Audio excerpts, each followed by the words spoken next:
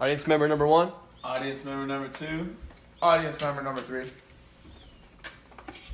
The year 1869 was a far different time than we were used to. People still rode in wagons, there were no televisions, and the iPhone and Android in your pocket wouldn't be available for another 140 years or so. 1869 in Wyoming, with horse-drawn carriages and cowboys roaming the streets left and right, was a bit different than any other state. Why?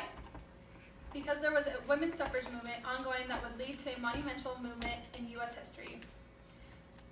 As Colorado citizens, being so close to Wyoming, I'm sure you are all aware that you live near the Equality State. But do you know exactly why it's called that? According to Dr. Phil Roberts, a well-known historian of Wyoming, in 1869, Wyoming was the first territory to allow women the right to vote. I say territory because in 1869, Wyoming was not a state. It seems very fitting that a soon-to-be state that is the first to allow women to vote be determined the Equality State. However, today I'm going to explain to you why Wyoming never really earned this nickname and why Esther Morris, founder of women's suffrage, would be disappointed in how well the nickname has stuck. The term equality refers to women's suffrage. Esther Morris is known as the mother of suffrage. In 1869, Wyoming allowed women to vote, which was the first of any state. Wyoming wanted people to believe that they did this for humanity. But in reality, Wyoming needed more people to vote the territory into a state. This created a moral compromise against the men in charge of the act. Some had the right motive, which was to grant rights to women. Others simply wanted the vote to boost voting counts, which would propel Wyoming into statehood.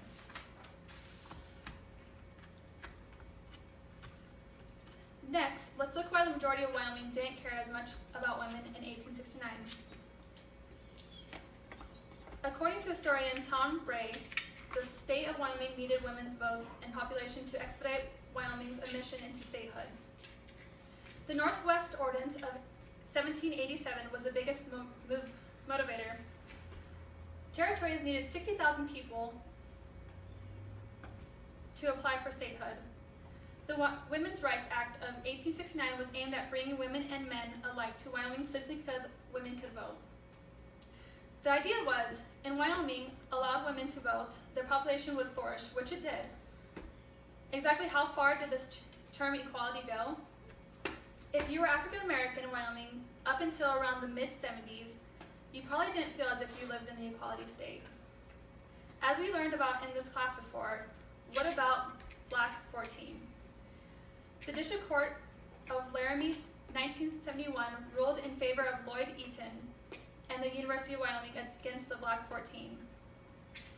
Even after the Civil Rights Act, Wyoming judiciary officials still snubbed 14 Black individuals of their equal rights.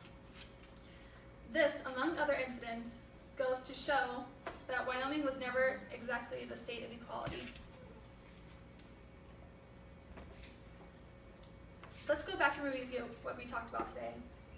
Today I've presented you with a few pieces of food for thought on why Wyoming really isn't the equality state and should stick to being the cowboy state. While the tremendous works of Esther Hobart Morris and the bravery of Mel Hamilton and the rest of the Black 14 should never be overlooked, Wyoming has not truly earned the title of equality state.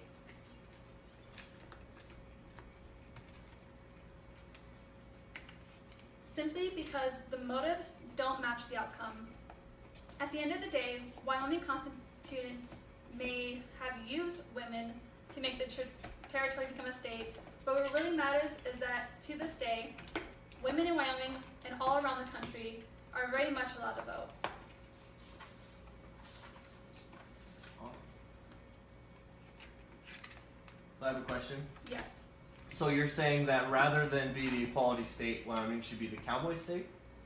It should, depending on how you look at it, since there is a lot of contradictory between if it was actually for moral reasons, they did want women to vote and have the opportunity, or if it's because of a more political reason that they wanted to just become a state instead of staying a territory.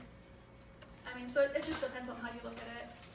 So in that year, what was it, 1880-ish? 69. 69. Like other states other than Wyoming, this was obviously not going on because Wyoming's the first state.